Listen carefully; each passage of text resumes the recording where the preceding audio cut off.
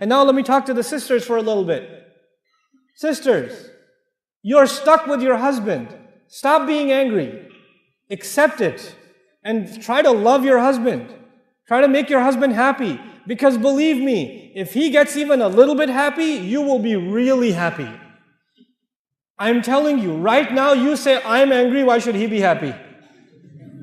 I know you, I know. I've talked to enough of you, I know. He doesn't care about me, why should I care about him? And he thinks the same thing. She doesn't care about me, why should I care about her? You start. You be nice to him. You smile at him and he'll get all shocked, like, why are you smiling? What? Is everything okay? You know, is your mother here? Is that why, you know? You know? You have to be nice to your husband. Don't dress up when you go to a wedding. Dress up for your husband.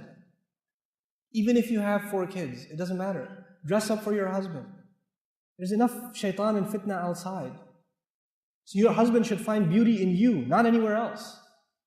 You should compliment your wife. You should say nice things to your wife. You shouldn't just always complain. Where are the keys? Where's the mail? Did you get the groceries? Did you do this? Oh, you didn't do anything. Oh, you don't listen to me. Stop, man. There's not enough salt. There's too much salt. There's not enough sugar. There's too much sugar. There's not hot enough. It's too hot. Stop. Say nice things to your wife. And I know if you're like Indian, Pakistani, then it's very difficult for you. I know. It's very hard to say nice things to your wife. In our culture, if you say nice things to your wife, your ribs hurt. Like, you know, so you have to immediately follow it up with something mean. You have to say something bad right after to balance the equation. You can't just say nice things. So if the food is really good, you're like, oh, aaj to bada acha khana banaya, but I still hate your mother. Like something. You have to, you have to add something, you know. But don't try to be, this is the dua. We are asking Allah to give us so much happiness from our wife and our husband and our children that it makes us want to cry out of joy. How will that happen? You cannot ask Allah for something and not make any effort yourself. It doesn't work that way. You cannot say, Rabbi ja'alni muqim as-salati. Ya Allah, make me establisher of the prayer. And you're lying down in bed, adhan's going on, you're like, Rabbi ja'alni muqim as-salati. Allah is not going to send you angels that carry you and lift you to the salat and then they make you make ruku and get you back up. You got to get up yourself, man. You make dua and you make some effort yourself. You're not going to make dua and all of a sudden your wife will start loving you. No, you have to show her love too. You have to do that. You have to make some effort in the house. I am telling you, this is the work of the ummah today. Fixing the family.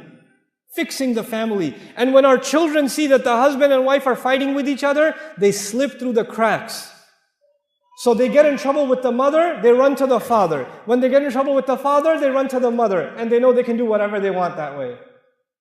Because they know father and mother don't like each other. When father and mother are a team, oh man, then they got nowhere to go. You go to mom, mom's like, okay, hold on, let me call your dad, let's talk about this together. Oh, no. I was hoping we could discuss this by ourselves without getting father involved. No. You know, this is hablana min azwajina wa dhurriyatina qurrata a'yun.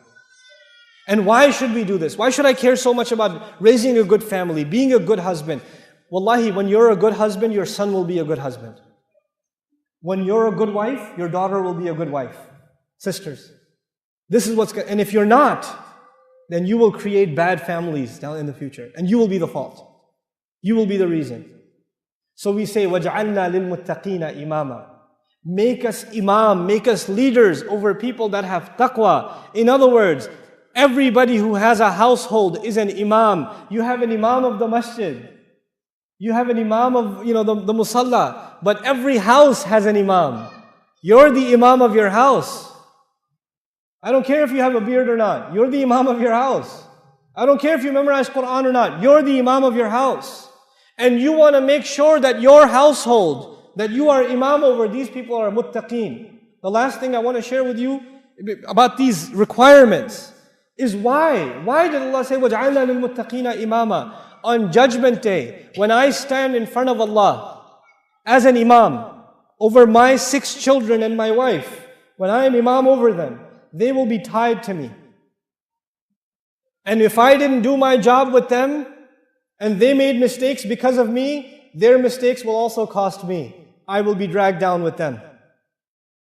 But if I raised my children correctly, and I did good with them, and they went on to serve Allah's deen, and become good people, earned good deeds, then Allah raises them. And when He raises them, automatically, because I'm chained to them, He raises me.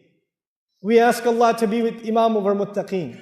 Because we ask that because we need it on Judgment Day. My deeds are not enough. I'm going to need commission from my children and their children and their children and their children.